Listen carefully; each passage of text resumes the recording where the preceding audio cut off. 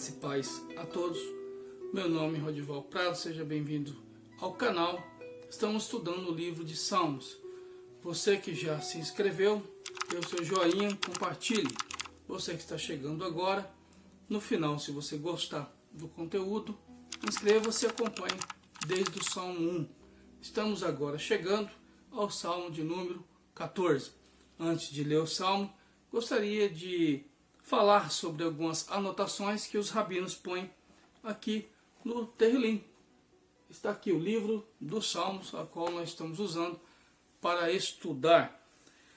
E é muito importante porque por trás do Salmo existe uma história, né? Davi não acordou de manhã e falou, vou escrever um Salmos. Então existe uma história por trás dos Salmos. E aqui, segundo anotações, diz assim, Davi compôs 2 salmos, o 14 e o 53, são 2 cânticos semelhantes, são idênticos, inclusive na sua linguagem, porque conta a história de 2 templos.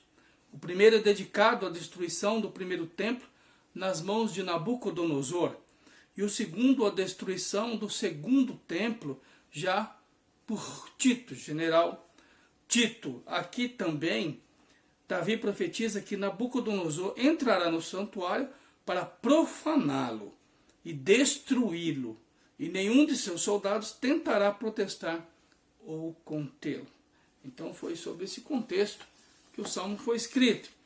Davi criou esse salmo basicamente em respostas aos inimigos incrédulos da sua época.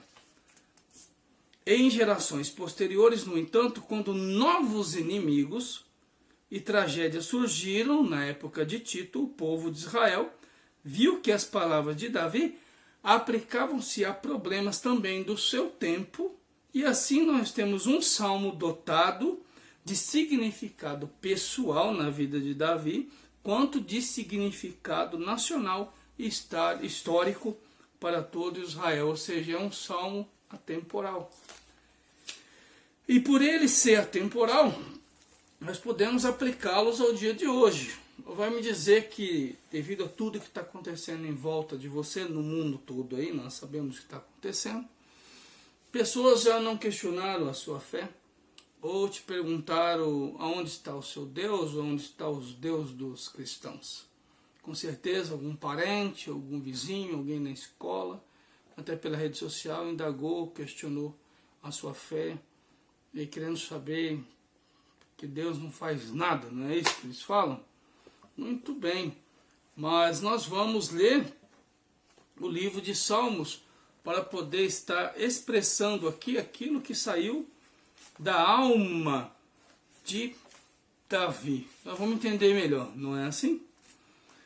Para o condutor, que é aquele que rege, de Davi, o homem degradado diz em seu coração, não há nenhum Deus.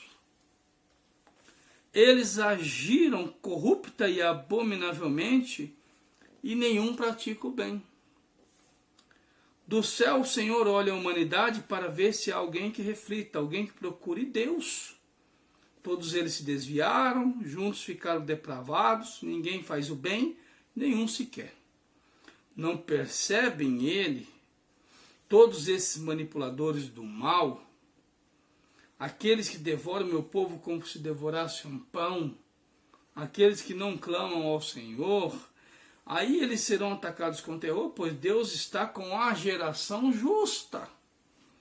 Tu envergonhaste os planos do pobre, porque o Senhor é um refúgio, quem dera que de Sião viesse a salvação de Israel. Alguma diferença? Eu digo que a Bíblia é mais atual que o jornal que vai ser escrito amanhã, frase de Billy Graham, né? Então nós vemos aqui que esse salmo ele é atual, ele está se cumprindo agora nesse exato momento.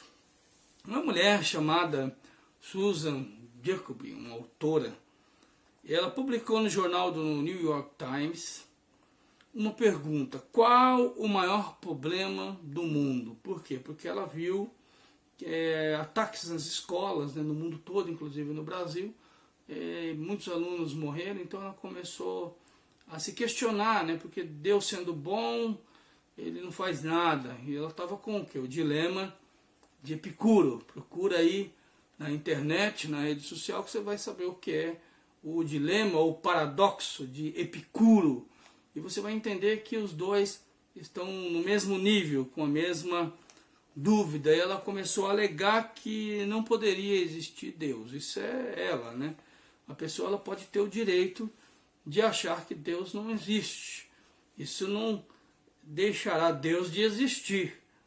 A pessoa tem o direito de achar o que ela bem quiser, né? Por exemplo, eu posso concluir que Pitágoras nunca existiu, assim como existem alguns historiadores que concordam comigo, né? Que Pitágoras foi criado, ele nunca existiu, que é o teorema de Pitágoras mesmo não é dele, mas tem uns que falam que ele existe, então eles acham, né? Vamos supor, eu acho que ele nunca existiu, outros acham que ele existe, e assim cria-se esse dilema de pessoas que creem que Deus existe, outros que não existe. E o escritor D.K. Chesterton, ele respondeu a esse jornal, e ele é cristão. Ele disse assim: o problema do mundo sou eu, né? O problema do mundo sou eu ou é você. Por quê? Porque todos pecamos.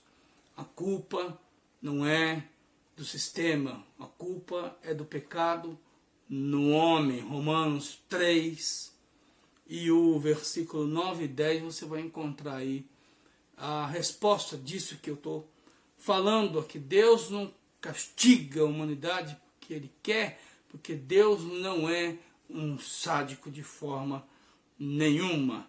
O que é um axioma? Que é interessante, né? O tema deste vídeo. O axioma são verdades inquestionáveis, dignas de validação óbvias. Isso nos ajuda a mostrar para aqueles que são crédulos, não para nós, que Deus existe. Não precisamos provar que Deus existe, mas existem sinais que Deus existe. E Ele nos prova através de algumas coisas. Por exemplo, lá no CERN, na Suíça, onde fica o laboratório de física de partículas, existe lá uns tubão, assim, uns negócios bem grandes, parecendo um túnel, chamado de câmara de nuvem. E lá é onde um cientista pode traçar o caminho das partículas subatômicas, ou seja, da antimatéria, que jamais será vista, é impossível se ver, mas cuja prova da sua existência, quando passa por ela, são as marcas que ela deixam nessa máquina. Então não vê, mas deixa marcas. Entendemos assim que, embora Deus jamais possa ser visto, por enquanto, Ele deixa também marcas em nós, provando assim a sua existência. A questão está em notá-las, né? Ou seja, Deus, Ele existe. Isso está em Eclesiastes 3, 11, onde Ele dá noções da nossa eternidade, onde nós percebemos, sentimos que a vida não termina, que ela continua, né? E eu tenho um exemplo muito interessante, que é o garçom, né? O garçom que está na frente de um restaurante, ali servindo alguns petiscos, e aí você gosta e dá aquele sabor, e você quer mais, aumenta o apetite, a fome. Aí ele fala: não, é isso mesmo, come isso aí, se contente, porque é só isso mesmo, né?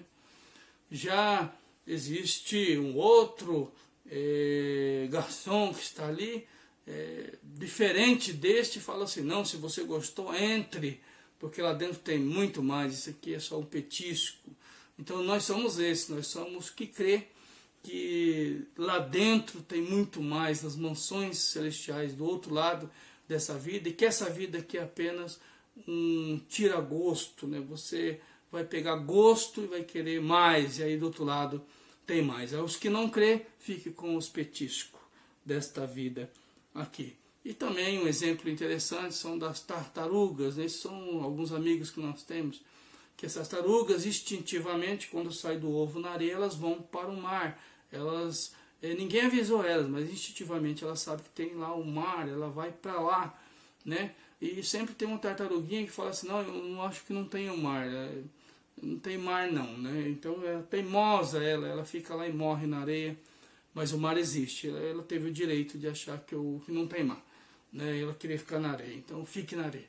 Mas nós vamos para o mar, né? Nós acreditamos que existe algo muito maior para nós.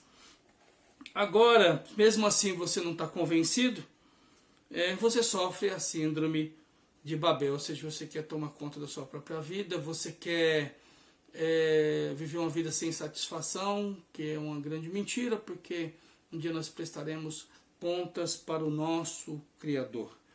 Bom, e aqui para aqueles que crê, tem aí a vida eterna ao lado de Deus e Cristo, né?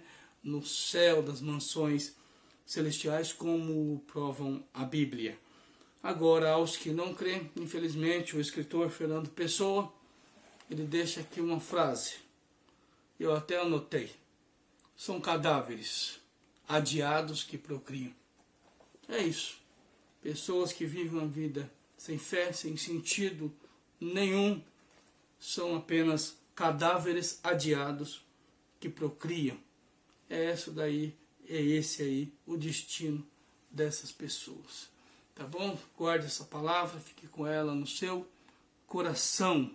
Isso aqui foi apenas como disse, só um melzinho na língua, porque é um assunto muito amplo, mas não quero ser cansativo com vocês. Pegue isso e abram o leque, vão estudar, né? E quando pegar todo aquele material, ora a Deus, Deus vai te dar graça para você ensinar, para você ministrar em cima disso aqui, desse material que eu te presenteei.